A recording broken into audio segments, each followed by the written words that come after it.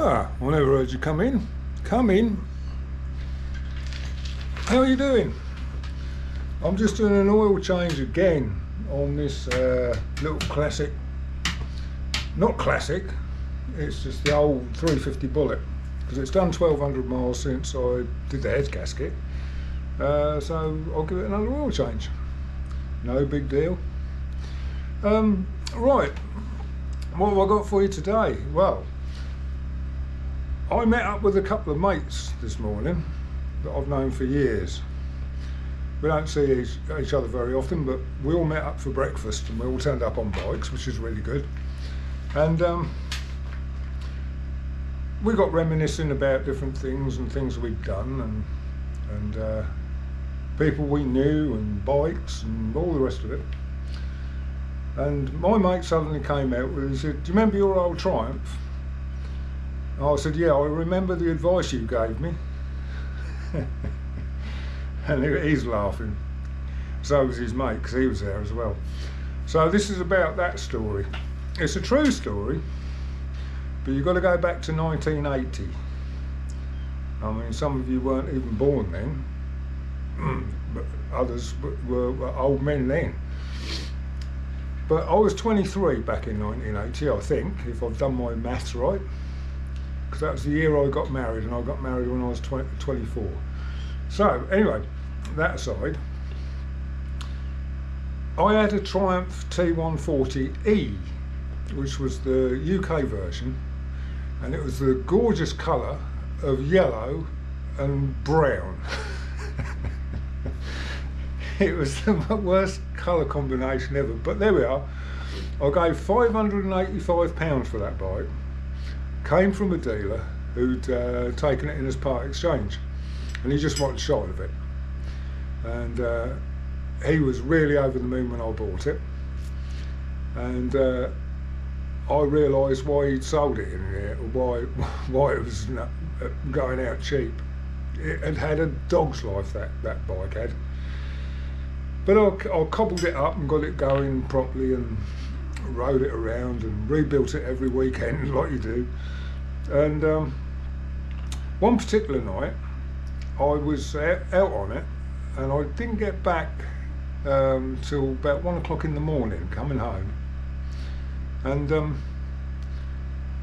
I'd got some reverse cone megaphones on it by then, and I weren't happy with them, so I'd taken the cones off the end of them, and they were just literally like funnels, and the noise it used to make was something else.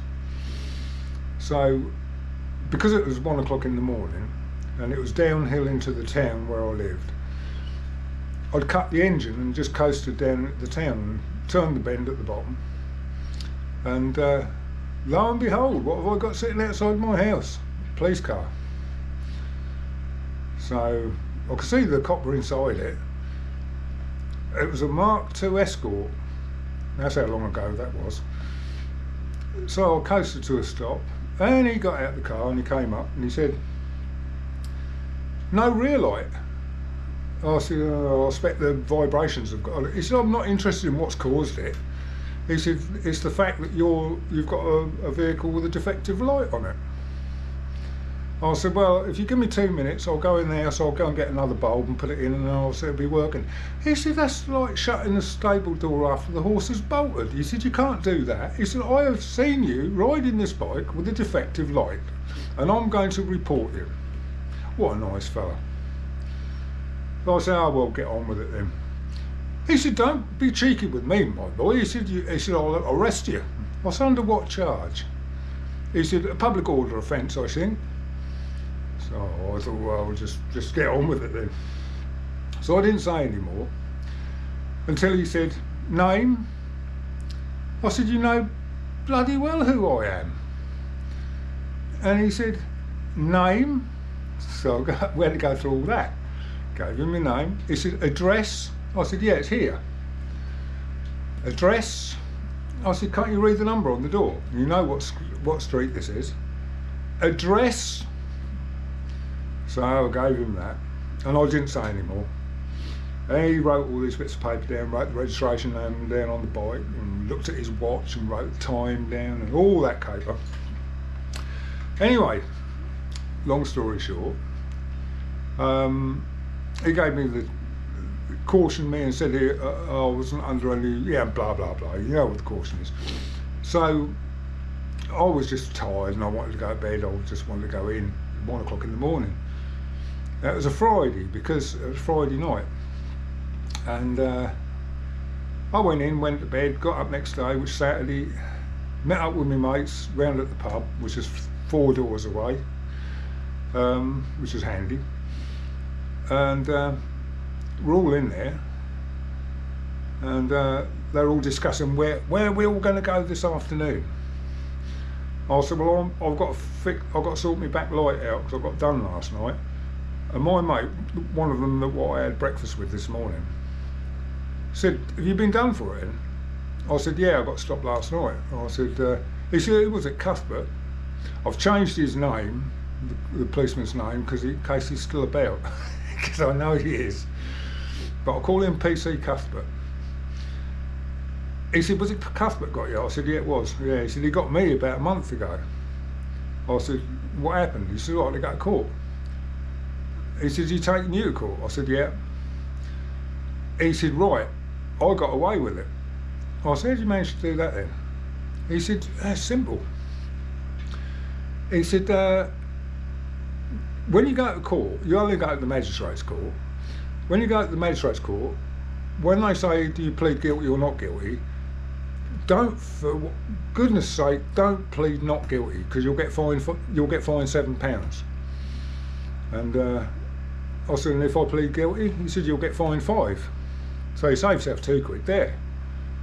I said, well, it's not getting away with it though, is it? And he said, no, you haven't heard me out yet, have you? He said, when they fine you, when the magistrates fine you, they always say, you'll be fined £5 or whatever it is. Do you want further time to pay, or can you pay now? And this is what you've got to say to them. You've got to say to them, when they ask you that, I want to pay coin of the realm. I said, what the hell is that? And he said, it's an old law that goes back to Charles I, where if you get fined any amount of money in an English court, you can pay 1 piece of silver a week, and there's nothing they can do. I said, what do you mean 1 piece of silver? He says, a silver coin. He said, just send them 5p a week. He said, and there's nothing they can do. So I thought about it. I said, hang on a minute. I said, how long is it going to take me to pay £5 fine off for 5p a week? He said, don't make no difference, does it? He says, they're making your life, they're sort of making a meal out of all this. He said, make their life hell as well. He said, there's nothing they can do about it because I've never repealed that law. I said, you tried this? He said, yeah, I did it when I went to court. And he said, nothing they could do. He said, when's your court case? I said, oh, I don't know, it'll be a couple of weeks' time, I expect. He said, well, when you get your summons through, he says, give us a shout and I'll come to court with you. I said, yeah, right. Well, a couple of weeks went by and I got the summons to appear before the magistrate's court in the next town. And so I phoned my mate up and I said, I'm in court tomorrow. It was a Wednesday, I remember it was a Wednesday. I said, I'm in court tomorrow. And he said, what time? I said, 10 o'clock, like they all the cases are, 10 o'clock. So everybody could be there by 10 o'clock. So he said, yeah, all right then, I'll meet you around at the pub at 9. I said, all right then. So I met him outside the pub. I was on my bike, on my Triumph. One of the few weeks it was running. He was on a bike as well.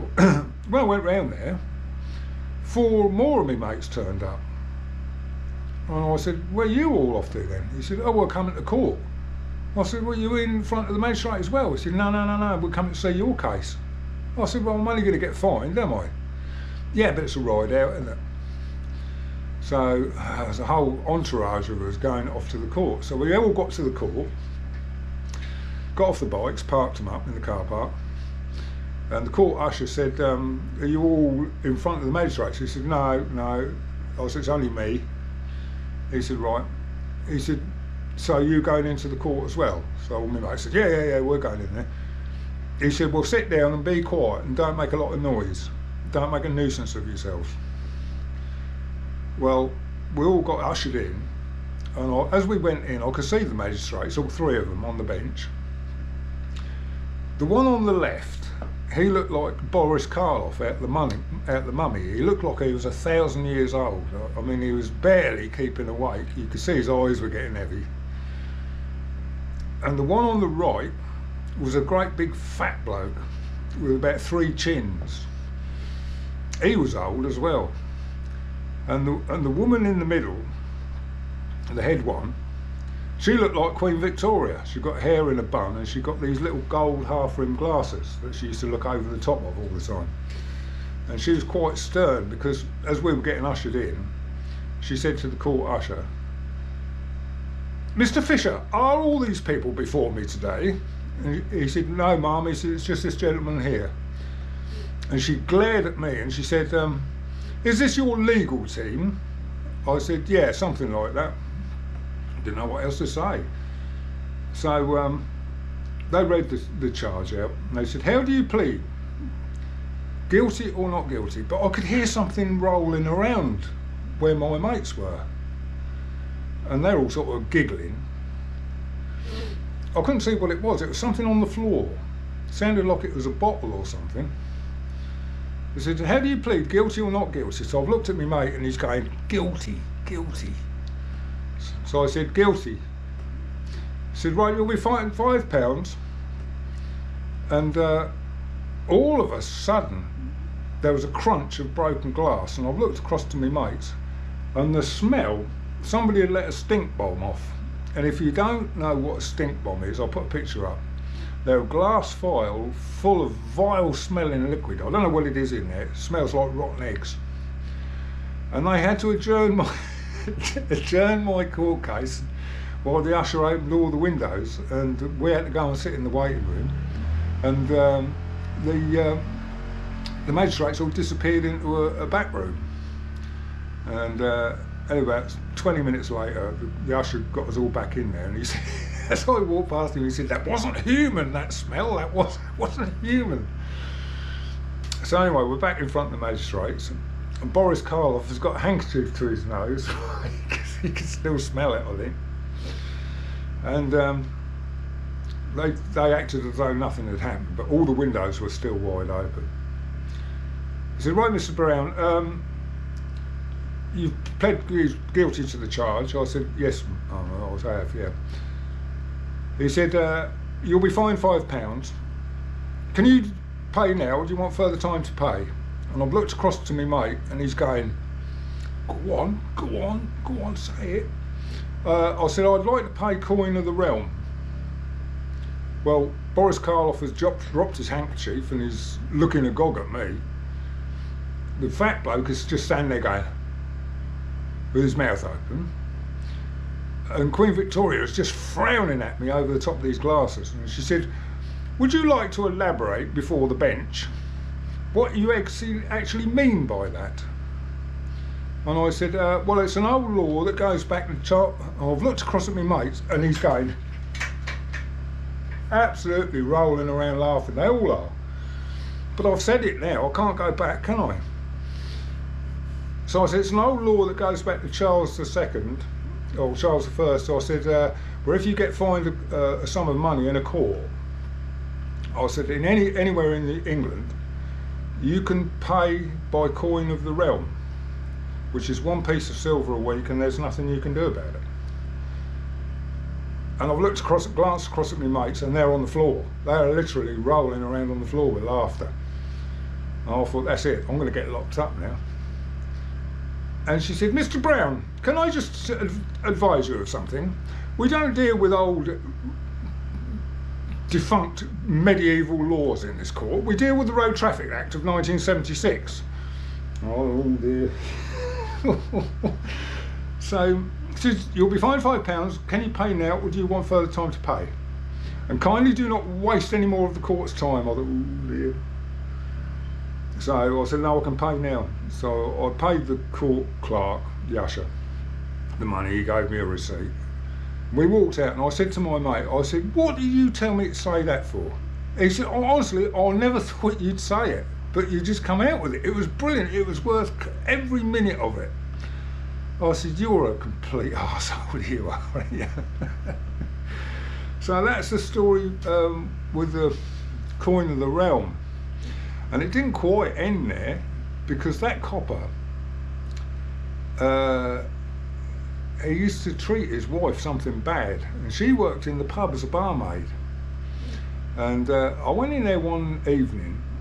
This is when I used to drink. I'm teetotal now. I don't drink a drop now, nothing. I walked in and she's behind the bar, sitting on a stool, in tears. So I said, whatever's the matter? She said, it's him. I said, who? She said, my husband. And I said, what's he done now then? She says, he's only booked me and reported me for 3 bald tyres on the car. It's his car. I said, you're joking. He said he'd given me 2 warnings and I hadn't put new tyres on the car, so he's reported me and I've got to go to court. I said, you are kidding me. She said, no, I'm not. It's his car. She said, but he's now disowned it. She said, because he's got a police car. I said, what are you doing with somebody like that? She said, he never used to be like that. I said, well, he bloody well is now, isn't he? Anyway, she left that job and he went to another force. I hope he's not watching this, because he'll know who he is. He'll recognise himself from this. But anyway, that's by the by. But can you believe that? His own wife, and he reported her for 3 bald tyres. You couldn't make it up, could you? So there we are. The triumph is long gone. I got married the next year. She's long gone. But I've still got all my bikes.